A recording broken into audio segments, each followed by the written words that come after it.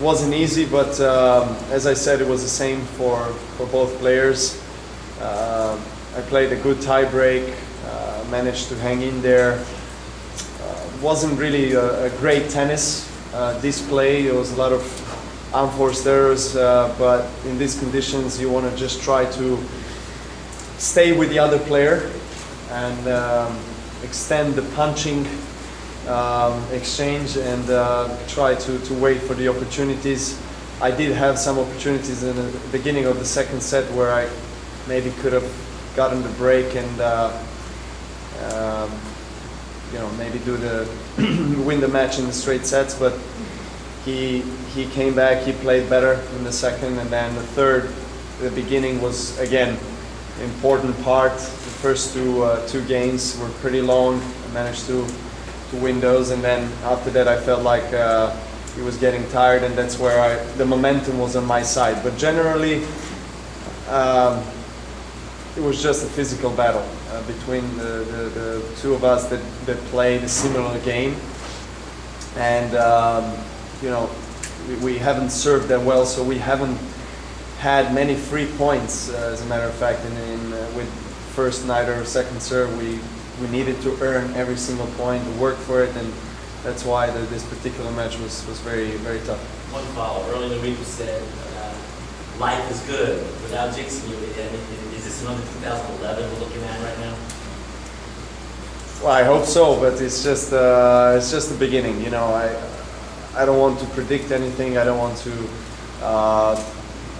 put some additional unnecessary pressure on myself. I mean, there is already a lot of expectations, and of course everywhere I go I have to deal with it, but I could not ask for a better start of the season, winning three big titles, and hopefully I'm able to use this for the clay courts that is coming up. That is extremely important for me, obviously leading up to French. We'll see. I feel good about myself right now on the court, and I'm just going to take it slowly, take one turn at a time. Nole, you made your second Master 1000 double in a row, 2 years in a row, and it seems like you're playing your best tennis. You are so confident against your top opponents like Nadal, Federer, even Andy. You know, and you showed it today. Do you feel like it's really Nole time? Well, I'm trying to enjoy the moment and also utilize this time of my career where I'm probably playing the tennis of my life, and I'm feeling confident and physically fit, and I'm trying to use that. That's what I'm thinking about right now. I am aware that this cannot go for forever. You know, there is going to be eventually change of generation. Some players that are going to start playing better and be stronger, but until that time comes, I'm going to try to stay as long as I can on the top and fight for biggest titles. You're also the first player in history to add this double in the next game for the third times. Do you keep track of the records, and what does it say on your domination, and what do you feel you get? Well, it's obviously nice and flattering to hear that I have achieved another record, and of course I do pay attention on that, and any kind of achievement that goes into history books is I'm hugely proud of, and I appreciate it very much because I work hard for it, and I do cherish it. But again, it's not something that obviously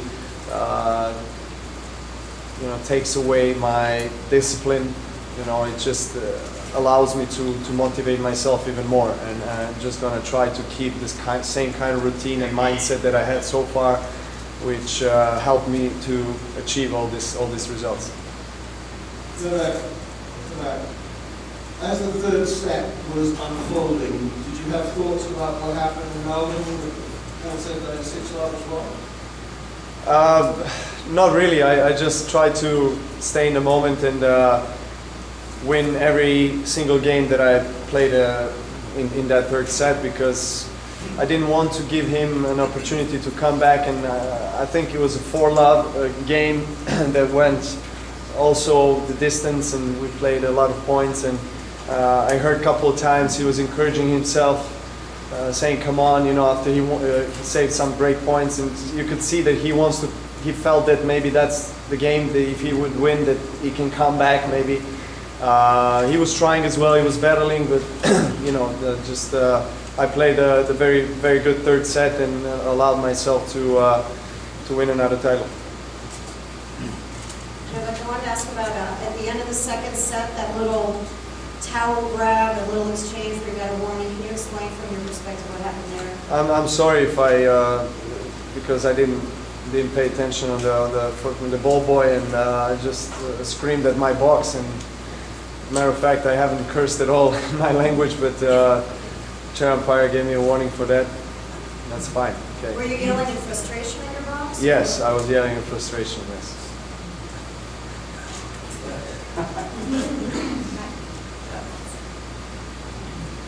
Novak, do you ever feel that matches like this, when how much you have to fight to beat Andy, do you ever just say, this is not going to happen today, or do you ever doubt yourself in your mind what's going to happen?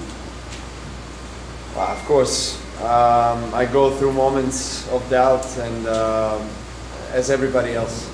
I'm sure that every player, every professional athlete has some moments of doubt when they feel like, they're not as confident on the court, but it's important to keep those moments short, and when they happen, to kind of reset your mindset and to the positive approach and encouragement. So that's what happened today. Even though I lost the second set, even though it was frustrating, when I sat down and on that set changeover, I did have a little inner talk and kind of switched to a positive encouragement and stimulation, and just gathered my thoughts and all the energy into the right direction, and that helped.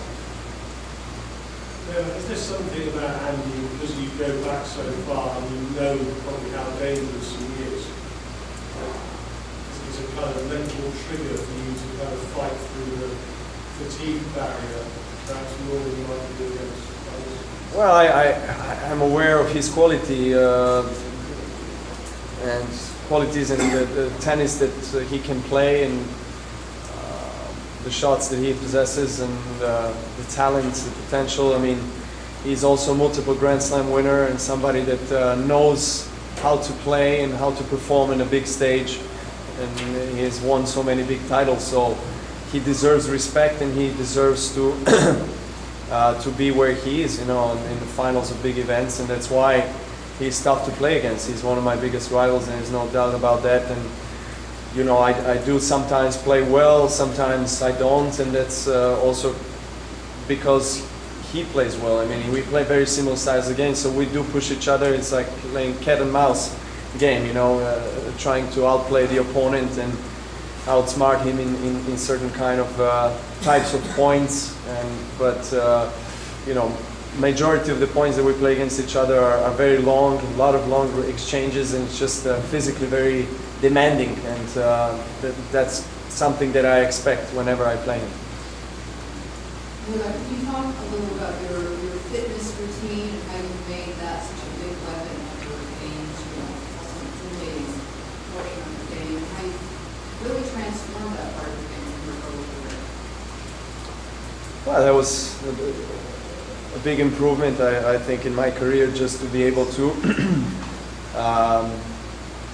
sustain that consistency in fitness throughout the whole year, regardless of the amount of tournaments or matches that I play. So that's, of course, a big contribution is given by my fitness coach, Gepard Grich, and the entire team that makes sure that I'm fit and I'm able to perform on a high level consistently throughout the year. Of course, there are times of the year or matches like today where you do go down at times, and then you feel tired and exhausted, because also I have played in the last month and a half many matches and traveled a lot, so I felt the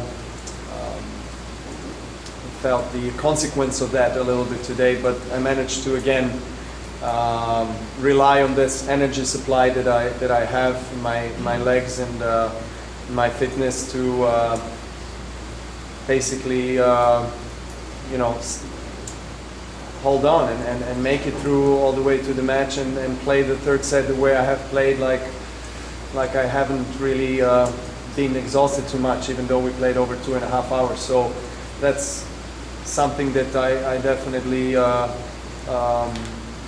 would say you know, credit or benefit to my fitness, which is a big part of it, but it's not the only thing. You know, obviously tennis as an individual and very complex sport requires a right balance between the physical preparation and, you know, mental strength and emotional I would say calmness and self-belief. So, you know, you kind of holistically need to approach it and be on the top. And those other qualities you just mentioned, I guess they're a factor in you've now won 10 finals in a row, I think, whereas before you had a period when you were struggling in final. Is Boris keeping up with that? Is something that's become mature? Well, certainly he has been contributing to my mental approach to these big matches and big tournaments, and we talk a lot about, you know, the way I need to handle the emotions on the court, and you know how I need to direct my thoughts and how I need to prepare myself, you know, for fighting, you know, for fighting and for battling and winning this trophy. So I'm sure that that he's been a big part of this success. Now, one question about the Davis Cup. Will you play in July in Buenos Aires? Still far away. I don't know yet. I don't know. It's hard to say at this moment. Last question.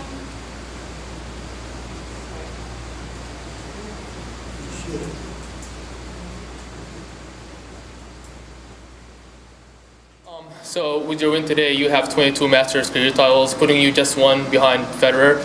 You know, the more and more you start to pile on these accomplishments, the more we hear your name in the greatest of all time discussions. So do you feel like you've done enough in your career where you at least belong in these discussions, or you feel like you have a way to go? Well, it's hard for me to judge if I deserve or not deserve to be part of those discussions, but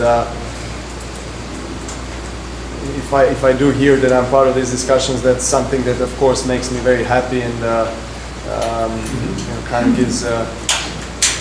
gives a nice credit to what I have achieved so far in my career. But I still believe that that I have many more years in front of me, and hopefully I'll be able to deserve even more to be part of those discussions.